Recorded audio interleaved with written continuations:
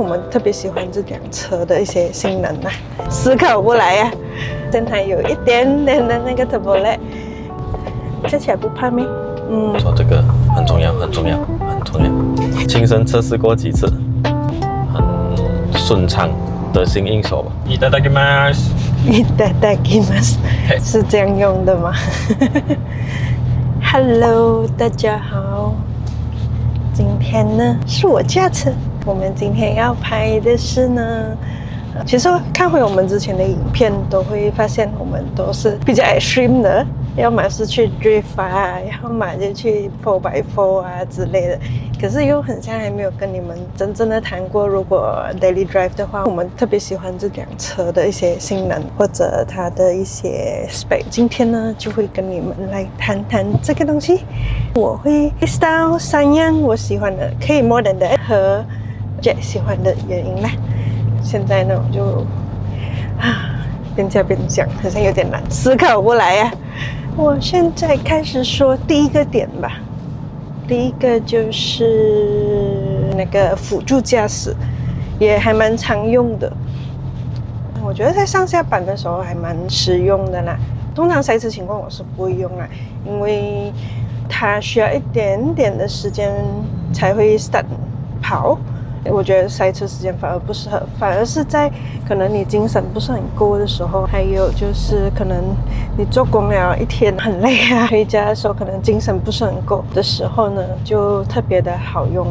我都会开着它的辅助驾驶，它的辅助驾驶也是还蛮准的，不管是直路弯路的话，它其实都 estimate 到蛮好，还蛮放心的。其实给它加的时候。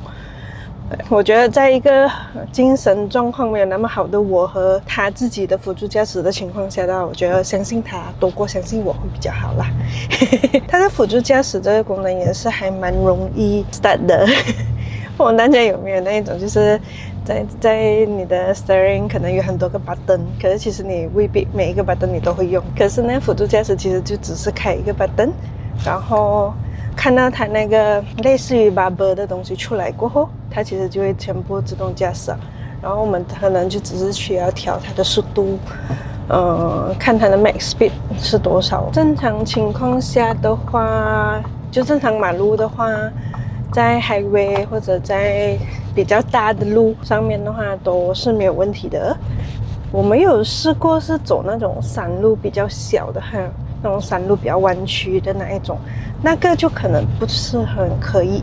可是在普通情况下，像我 daily drive 上下班的话都是蛮 OK 的，是还蛮放心的。第二点就是它的马力啦。这辆车的马力大概是接近400，不懂大家有没有不喜欢那种，因为我第一辆车是加手牙的嘛，我考了license过后之后家里的车都是手牙车，所以呢我会比较习惯是那种很快反应的那种油门，就不会有什么 delay 的那种油门。当我之前我们换去另外一辆欧洲车就是加 K3 的时候，就会觉得为什么那辆车的 delay 那么厉害，我每次都是加不习惯，就会一直觉得那个我拿捏不到我的油门到底是要踩多少啊。所以呢当换来这辆车的时候，我就觉得它的那种油门反应啊，因为它够马力嘛，所以它的反应就你一踩就来的那种感觉，我就特别喜欢了。如果它会马上来那反应的话，我也会驾到比较顺，不然如果有 delay 的话，我又很难 estimate 那个 delay 的话，就会可能驾到没有那么顺吧。当然它也是有一个 turbo lag， 我们都发现它有一点点的那个 turbo lag。一开始我还是会被吓到，因为那个 turbo lag 是可能你一踩了过后，它不是马上 push 出来的，会等一小段时间，就是很短罢了啦。可是它就会有那一点点的 delay。一开始的时候会被吓到一下，可是之后大概知道我怎样踩它会有那个 turbo lag 出来的时候，我就觉得自己就抓好你的 steering 就可以了。那个时候就觉得还好了。解释一下 turbo lag 的感觉是什么？ turbo lag 的感觉，你怕它是因为什么？我怕它是因为它会有一种讲我一踩嘛，它会慢，我就会以为它一开始啦会以为它是没有动力还是什么，突然间它就整个 push 去前面，那个感觉就很突然，然后那个冲击力是还蛮大的，整个人是会被推去前面的那种感觉，因为这辆车也是后轮嘛，所以你整个人就好像被它 push 去前面的那种感觉，其实是会有一点吓到。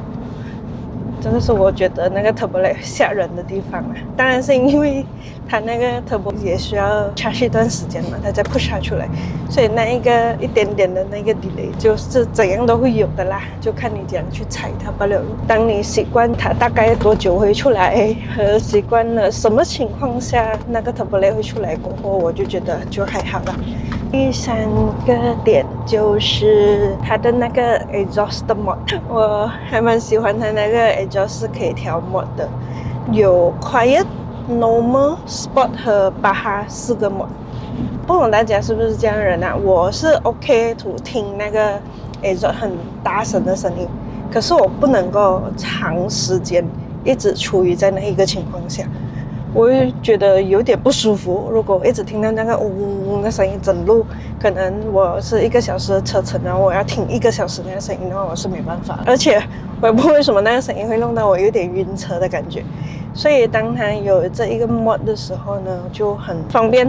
想听的时候，想要热血一点，想要有那个声音的时候，你可以换去那个 mod 来感受一下那个热血。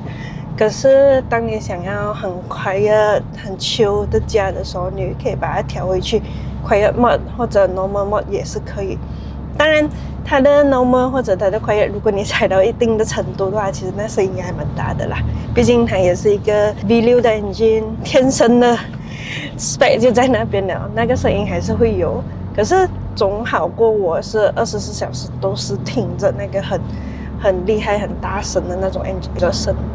这辆车其实就还蛮fun的，就是你要性能有性能，然后你要拿来玩也可以，可是 daily drive 它也是一个很舒服。不懂是不是因为它的那个 absorber 是 force 的 suspension， 所以很多人都会觉得可能这种高车啊，或者这种 truck 这种 pickup 的话，会是一种很跳啊，可能很多人就会 complain 讲的很跳啊，很不好驾这样子。可是 so far 来讲，可能是因为它有那个 sport 的 suspension， 所以整辆车驾起来是很舒服的，也不会说很跳。给我的感觉是和普通可能 SUV 还是什么的话，那种舒适度是不会差很远，还蛮舒服的。就算我们驾长途了，上次我们驾车去泰国很多个小时，我都还是觉得这辆车是不会让你觉得很不舒服。对，还有一个就是，其实我蛮喜欢它的 size， 够大够高，尤其是女孩子吧。女孩子驾的时候，就驾这辆车，就路上的人基本上是不会去欺负你。我驾的时候，我都觉得大家该让我的时候，可能都会让，不会说有一些人可能会trigger你还是什么之类的，都不会。它可能够大吧，够有气势。不过也有很多人呢，我的朋友其实都会问我，这么大辆车，你驾起来不怕咩？这样长的尾巴，然后又这么宽，驾起来不怕咩？其实还好。驾在路上的话，就普通驾驶是还好。唯一怕的时候是在 parking 咯。可是因为它有那个360 cam， 其实帮助很多。因为女孩子来讲，可能我也没有那么高，所以还蛮多死角的。可是因为它有360 cam 啊，其实帮助还蛮大的。我基本上都可以依靠着那个 camera 来 parking 或者来过一些比较小的弯。基本上我是觉得女孩子驾这种车也不会有太大的问题，反而比起问题来讲，我反而觉得是还蛮有帮助的。毕竟驾得高望得远，应该基本上我这边是这样子。就换 Jack 去分享他觉得他喜欢的至少3个点吧。好吧，你来分享喜欢这辆车的3个特点。最喜欢这辆车的3个特点，第一个肯定是它的 engine， 这是 3.0 的引擎，所以那时买它的时候，这是第一个一定要有的 feature。那时候我们找着有大马力的车，说这个一定是我最喜欢的。那时原装买的时候就有差不多400匹马力，算是一个大 upgrade， 说到现在驾到其实也还很享受。那个油门随传随到的感觉。第二个的话就是它的，其实也算在第一个啦，就是它的 exhaust 听到很爽咯。第二个应该它的驾驶辅助吧，我也觉得这个真的帮助很大。我一直觉得需要买新车，就是为了这些新 feature。它有那个自动辅助驾驶，就是有 lane center 跟车啊那些东西。所以你看到现在其实我们上班都蛮常 daily use 这辆车啦，说上班啊、出街什么的话，基本上都是在highway，因为我们走蛮多highway啦，基本上都是让它自己在控制啦，我们在后面就是看一下就可以了。走长途了，像我们去泰国啊、去柔佛啊、槟城那些，基本上会减少很多体力，不是应该是精力，对，可以帮忙节省很多精力啊，精神方面也算好很多，因为也会延睡的嘛，加几个小时，说这个他会帮忙看一下，在整个旅程那边的话，真的是减少精力很多了。然后就是它的身高吧。它的身高是好处，也是有可能对一些人是坏处啦。因为我们开车的话，看的视野比较扩啦，其实可以看到前面几辆车，在预判啊什么的话，其实容易很多。然后可以看很多东西啦，驾车还是高一点，爽一点。OK， 车身高的问题就是比较难touch and go了。可以看到其实挺辛苦的。身高对，整个视觉享受吧，比较爽一点，高高在上的感觉。前面有赛车什么的，都可以看到发生了什么事。还有什么呢？还有应该是它的大屏幕，大直屏，可以 wireless 的 CarPlay， 还有那些 Android Auto 的 feature 啦。有了这辆车，基本上都是 CarPlay OS 连着，要听歌、看 Map 都方便很多了，不需要像之前特地找一个支架去夹那个电话，去挂那个电话这样子咯。我们之前是加 K3， 所以那辆车就不支持 CarPlay， 所以现在我们换过来的时候，那个 CarPlay 的 feature 就真的是很好用。那辆其实也是有 connectivity， 就 Bluetooth 播歌，Bluetooth 那边可以接，说声音还是可以接到 system。这一个的 upgrade 就是多了 CarPlay 咯，可以接 screen。这辆车的 engine 是 3.0 V6 的，这个应该是男生或男人的梦想，有一个 V 的 engine 吧。这辆有 V6， 也算是一个 V 了啦，虽然是入门级的 V， 也是有 V6 6缸 3.0 啦。马力的话，原装会在差不多接近400匹马力，所以那个动力其实真的是很够用啊。在我们这边的话，在highway啊 cruising 那些其实都很顺畅，得心应手吧，真的是蛮有力的。像要搁车啊，还是有些紧急状况需要加速，其实都很好玩，很喜欢。加上它其实也是V6加上 Twin Turbo 啦，加的时候其实你会听到那个 Turbo 的声，在后面有声音啦，配上它的 Ford Performance 真的是让你很有驾驶乐趣。所以就是真的是驾驶乐趣啦。还有一个我个人很喜欢我觉得也是必须要有的 feature， 就是它的 AEB Auto Emergency Brake 的 feature， 真的是很好用，尤其是当你的精力不是很够，或者因为很多东西路上很多车啊、摩托啊穿来穿去，可能你一下子没有注意到的话，这个完全可以帮助你避免一些意外，其实也帮助了我们很多次，我觉得是很重要的啦。是因为那个车很大辆。对，因为我发现它其实它预判，它不是预判你前面那辆不了来，它会预判你前面的前面，如果有 emergency brake 的话，其实它是知道的，它可以做出相应的反应，也是很重要的，真的是可以减少意外啦。